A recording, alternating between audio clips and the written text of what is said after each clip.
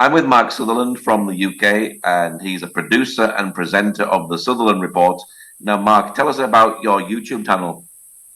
Paul, lovely to be with you. Thank you very much. So I have a YouTube channel called the Sutherland Report, which I've done for, at this rate, could be about a year and a half in a major way. There's 255 different videos on there. Really kicked it off in regard to our election that we had in the UK last 4th of July 2024, and then have been doing some interesting interviews ever since. So it's the Sutherland Report 5161 on YouTube, and that's where you can find me, Paul. Now, you speak to many different people about Israel. What sort of subjects do you cover and you talk about? When I talk on that subject, it's, I would say, particularly from the 7th of October, I have been advocating wherever I'm given the opportunity to. There's also, I've been on a fast track learning curve again in regard to history. I'm very interested in history, Paul. I'm very much interested in politics, geopolitics. So going down the rabbit hole, looking at all of that. And I'm as a Bible believing Christian, that's my viewpoint, come from that. And then that dictates everything. So when you say in regard to subjects, I have spent time against talking to, say, truthers in America, and it's all the Jews, and dealing with those kinds of issues, trying to explain facts on the ground where in that regard, and other issues like that. And Paul, having been to Israel twice this year, I'd say by being boots on the ground even more has then put me in an even more stronger position to speak from a position of seeing things with my own eyes. So it goes from all sorts of things. And then, Paul, bluntly as well, when people talk about replacement theology, which I don't believe in, then I will have discussions about that as well, and having a few Jewish friends over here and interviewing them. And also when they've had to deal with anti-Semitism, and again, it's always the Jews, then interviewing them about that and finding out what they've had to deal with. It's a variety of different things, Paul. This is advocating for Israel. Has it been difficult over the last 2 years to actually advocate for Israel? Within certain groups, with certain people, maybe online at times, yes. But if you know your facts and stand your ground, and then you can deal with the river to the sea cult quite swiftly. But the problem is we're in a world where it's, well, this is your truth, this is my truth, and all this kind of thing, and people have a difficulty with facts. I suppose on a personal level, I'm in a fairly isolated area physically, so any conversations, whether that's through other social media, whether that's Facebook, etc., then you'll just be putting messages out. People want to be rude or come out with nonsense. I'll then choose whether I want to engage with that or not. But Paul, what it does is when you're looking at various media outlets, for argument's sake, like the BBC, and I regularly go on an internet channel that comes out of India called NewsX, where I comment on all sorts of things. And then of late has been pushing back again, explaining what's been happening with the BBC and bias along those lines, and with other media outlets. It's knowing your facts. That's the most important thing. People can't argue with that, even though some people wish to. So yes, at times it can be hard, but also no, because it really helps you to hone yourself, hone your skills, and get stuff right. How important has this been to advocate for Israel when you have organizations like the BBC that are well-established TV companies and news outlets and fighting against the narrative that they're presenting to people? Well, you ask a very good question. In many ways, I was having this discussion the other night when there were 4 of us on a show. And we're not going to be able to compete with the BBC budget, the amount of, and the reach that they have. I mean, when it was started, I think 1925, Lord Reith, we're not going to be able to compete with that and other platforms. But the important thing is to be out there and to be a voice and speaking truth. That is the most important thing. And yes, I mean, I try to get more on mainstream media which is rather interesting. But it's not about me. It's not about me trying to get on there. But sometimes you really say, I want to get on there because I actually want to push back and go, no, Piers Morgan, you've got a variety of different things wrong. But it is important that our voices get out there in as much as we can and on so many different platforms. And I think particularly when you talk about the BBC, Paul, yet again, with this recent controversy between President Trump and the BBC and over a Jan 6 speech, which is another subject, believe it or not, I know a lot about and I'm all over. And it just shows how the propaganda has been used.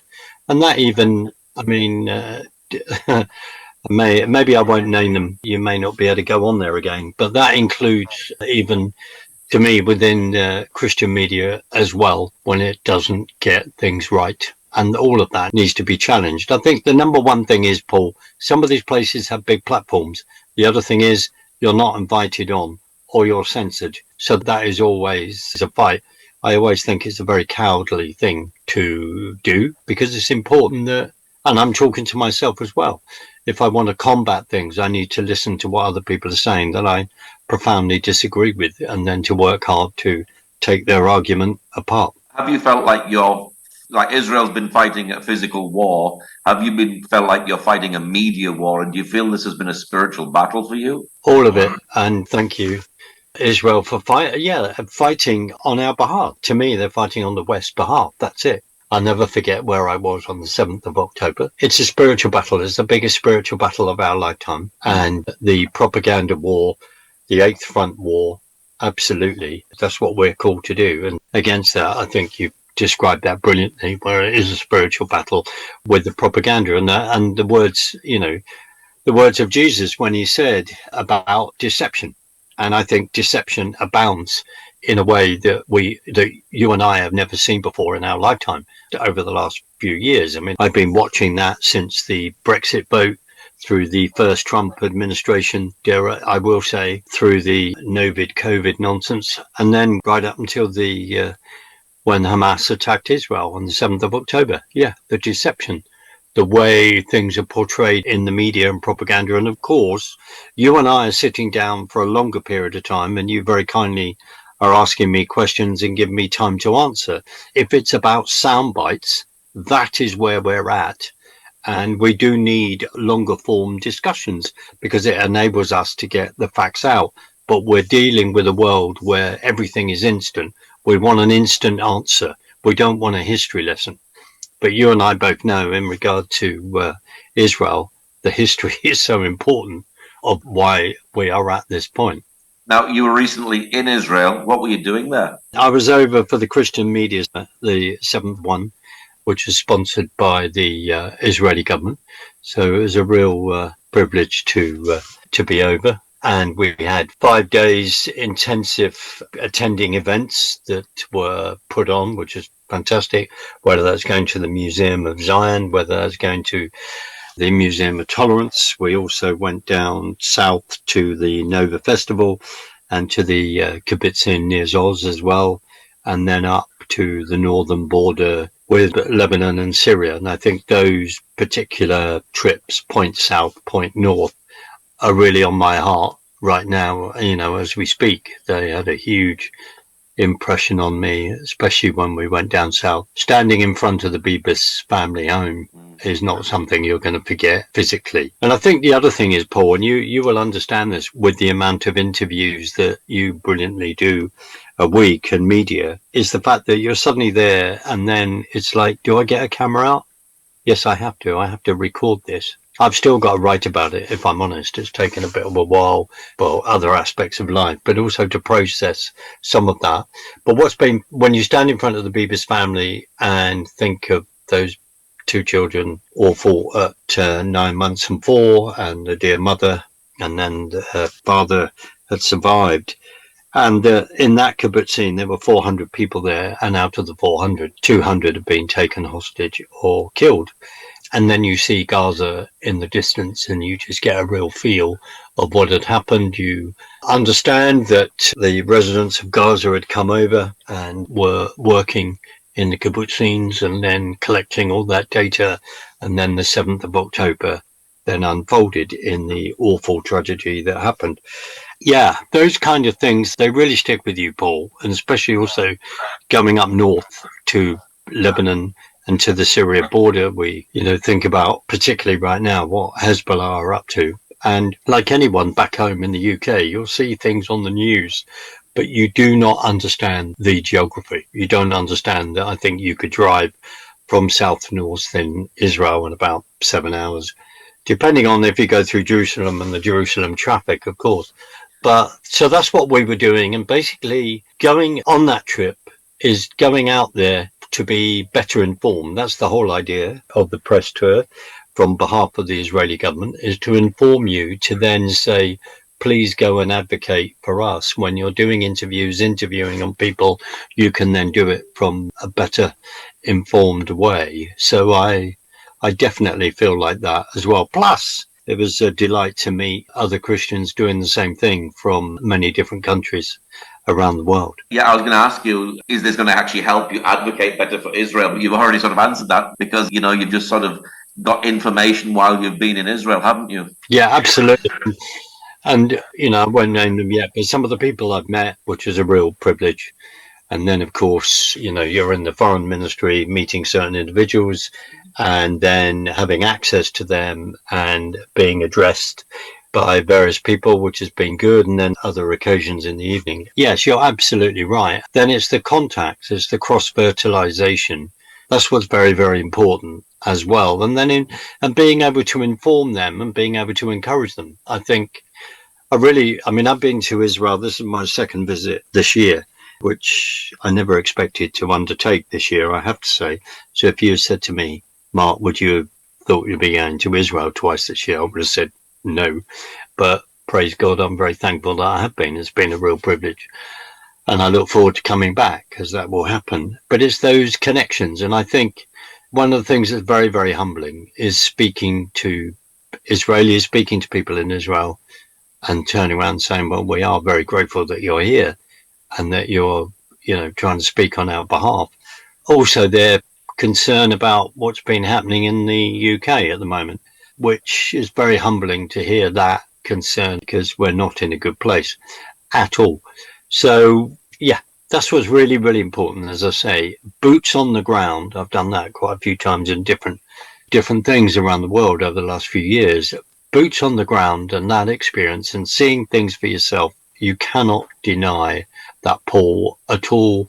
And if when we were at the kibbutz and you could hear the odd explosion going off, that brings things, even closer. Are you worried for the UK at the moment? Yeah, I am. Very much so. Very much so. Deeply, deeply concerning, facing some of the same challenges. When you look at the journalist, amazing journalist Melanie Phillips, if you look at her writing a book called Londonistan a number of years ago, normally I can locate it in my library or see it. Yes, I can see it. This is very, very, very real. Over the last 2 years, we have seen constant marches in London, virtually every weekend, with the River to the Sea lot singing. And then we've seen, various flags on the streets of London, ISIS flags, etc., that should be banned, as far as I'm concerned. And that's extremely alarming, along with alarming beyond upsetting, which is the rise of anti-Semitism. But the fact that people think it's perfectly acceptable to scream what they have been screaming or saying what they have been saying, I find that on a personal level deeply upsetting and alarming. And does it feel that we're in 1930s all over again? Yes, on a lot of occasions it does, and it's profoundly unacceptable to me. I mean, we were down on the march against anti-Semitism in London in the last 2 months. I think that was in September, and there were 70,000 on that march. To me, there weren't enough, but I was pleased to be there. We were pleased to be there. There were a few Christians I could see on that march, but not enough. That London needed to be absolutely jam-packed, a bit like the following march for Unite the Kingdom that happened. We needed those kind of numbers. They often say that for one person marching on the street, you may be representing another 10 people. So multiply that by a factor of 10. But it was great to be on that march, but not under the circumstances that have caused that march to be, but to stand with the Jewish people of the UK. But that was important. What is your prayer for Israel at this time? Well, my prayer for Israel at this time is that the whole issue of Gaza needs to be dealt with. And frankly, I think it's a bit of a waiting game in regard to, inverted commas, this peace plan. I'd rather call it a ceasefire. But I think people have got to hold their nerve, and it's got to be dealt with, whatever people think. Israel had left Gaza in 2005 under Ariel Sharon directive, if not piled on by the then American administration to pressurize to do that. And then, of course, the rest is history by the time they then elected Hamas 2007. It is a huge, huge security threat. My prayer is for your security, and also with what's happening in the north with Hezbollah as well. There was these comments that Iran have piled more millions and millions of dollars, etc., in rearming Hezbollah. So security is my concern, and actually being able to have the chance to finally deal with things, which I do believe, I don't apologize for that, need to happen. Yeah, remind us of your YouTube channel again for people who like to see your show. Yeah, it's the Sutherland Report 5161 on YouTube. My website is marksutherland.org, but that needs undergoing a big revamp. But yeah, and the other thing is, if people want to see some of my work, I produced a film in 2015 called Between Lambs and Lions. It's on YouTube. It's censored, never gets beyond 20,000. And then I need to put it on Rumble. And then go to also find the Iris Echo, which is there's other recent work as well. But go on there. I seem to make politically orientated, or things, maybe, if I may say without sounding too arrogant, things before their time.